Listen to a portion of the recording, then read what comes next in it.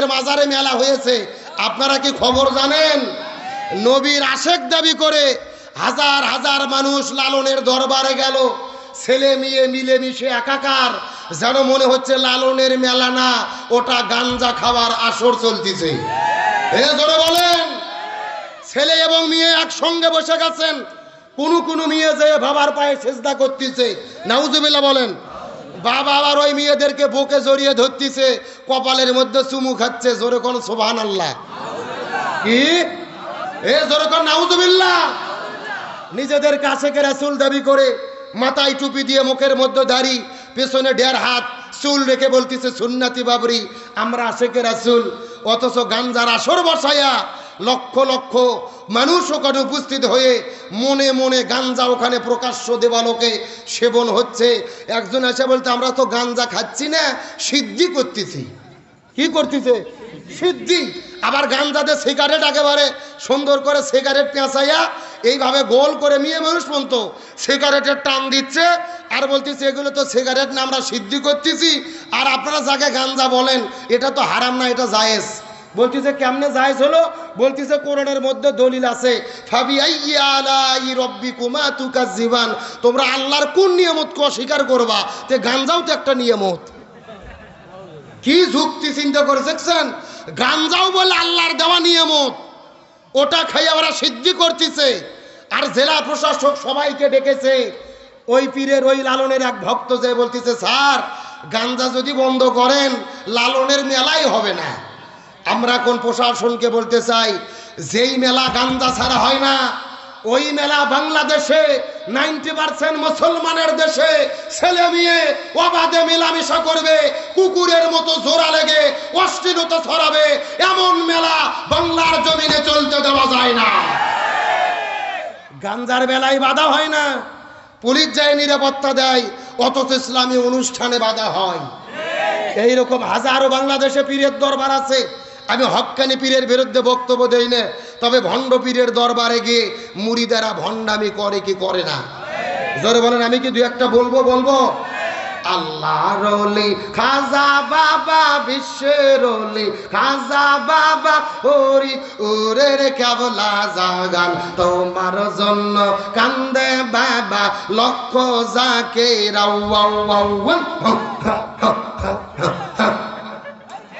কথা বলেন। দুই কান্দর দুই ফেরেশতা আছে না নাই? দুই ফেরেশতা কলম বার করে শুধু দাঁত দিয়ে কামড়াচ্ছে।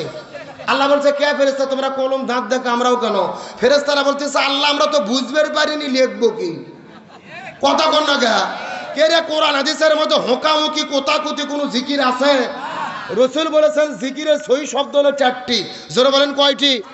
সুবহানাল্লাহ, আলহামদুলিল্লাহ, লা ইলাহা ইল্লাল্লাহ, আল্লাহু আকবার। এই 4টে শব্দ ছাড়া সহি কোনো জিকির। আর ওরা জিকির করতেছে হোকাহুকি কোতাকুতি, এগুলো ভণ্ডামি ছাড়া কিছু হতে পারে না। আর ওই লালনের দরবারও ভণ্ডামি চলে কি চলে না? আরো জোরে বলেন। আমার প্রিয় বন্ধুগণ, মুসলমান ভাইরা গভীর মনোযোগ লক্ষ্য করুন। আমি কয়েক বছর আগে লালনের দরবারে ঘুরতে গিয়েছিলাম। ওই জায়গার মধ্যে যাবার পরে দেখি আশ্চর্য ঘটনা, একটা পাগলের মতো লোক বসে আছে, যার মাথার মধ্যে হলো জ্বর, আর পরনের মধ্যে পরে আছে চট, আর শরীরে পাঁঠার মতো গন্ধ, কাজ দিয়ে যাওয়া যায় না। কথা কি বুঝতে পেরেছেন? আমি লক্ষ্য করে দেখি কিছু কিছু মানুষেরা যাইয়া ওই বাবার গাও ধরে টিপাটিপি করতেছে, ওই বাবার হাত পাগুলো ধরে ধরে সুন্দরী মেয়েরা টিপে দিচ্ছে। এখন বলেন তো দেখি, মেয়ে মানুষ যদি ছেলে মানুষের গায়ে হাত দেয়, ওই ছেলে মানুষকে ঠিক থাকতে পারবে? সব জায়গা যদি ঠিকও থাকে, অন্তত একটা জায়গা ঠিক থাকবে না, যদি সে হিজড়া না হয়। জোরে বলেন। আমি ডাকতে বললাম, হে পাগল মহিলা, তোমাদের কি হলো? এই পাগলের গাও ধরে কেন টিপাটিপি করতেছ? আমাকে ডাকতে বলে, হুজুর এটা পাগল নয়, এইটা হলো আল্লাহর ওলি। কিসের ওলি? এই কথিত আল্লাহর ওলিকে পরীক্ষা করে দেখার দরকার আছে না নাই? আমি কিছুক্ষণ করে লক্ষ্য করে দেখলাম, এই কথিত আল্লাহর ওলি পেশাব করার জন্য চলে গেল, আমিও তার পেছনে পেছনে গেলাম।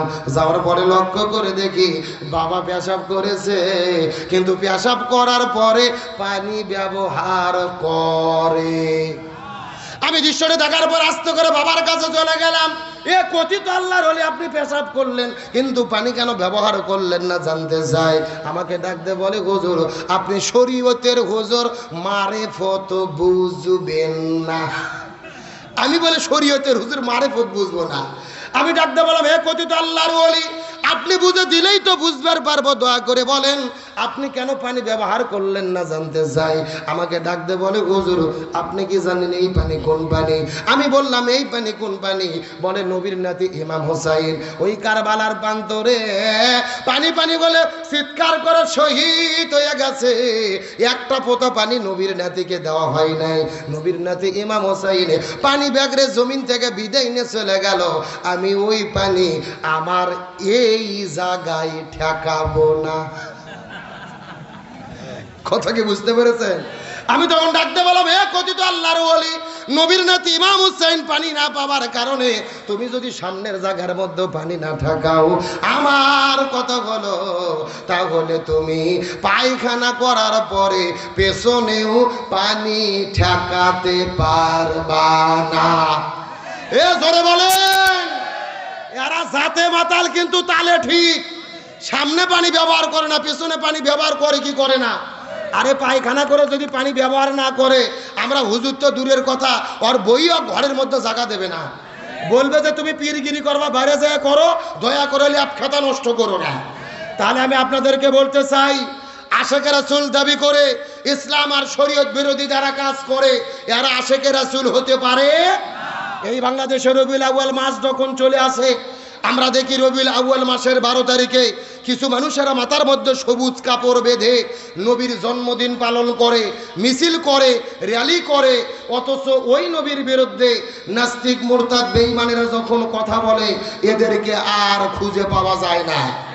তাহলে বলেন তারা কি আসলে আশেকে রাসূল না আশেকে খিচুড়ি?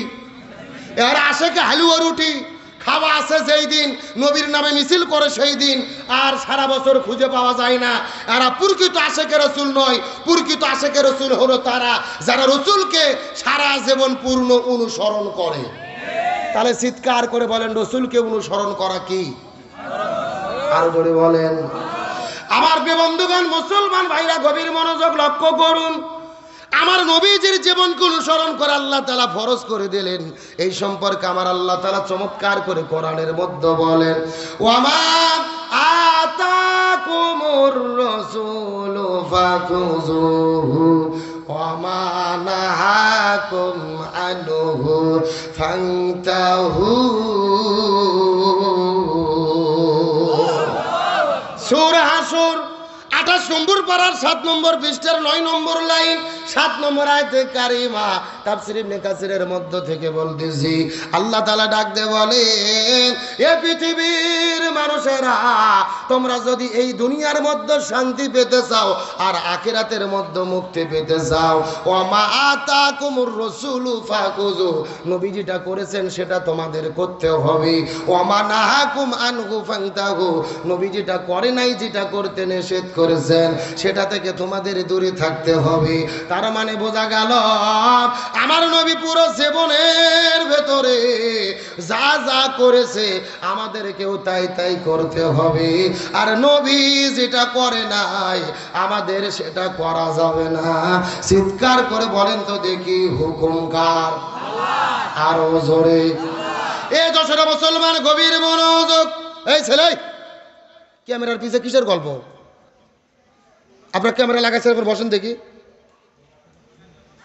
আমার প্রিয় বন্ধুগণ, মুসলমান ভাইরা গভীর মনোযোগ লক্ষ্য করেন।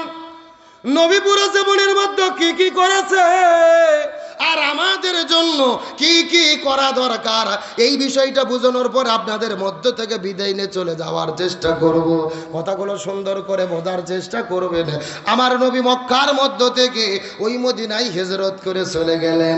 ওই মদিনায় যাওয়ার পরে মদিনার ভেতরে মদিনা নামক একটা রাষ্ট্র গঠন করলেন, আর আমার নবী হলো ওই মদিনা নামক রাষ্ট্রের রাষ্ট্রপতি।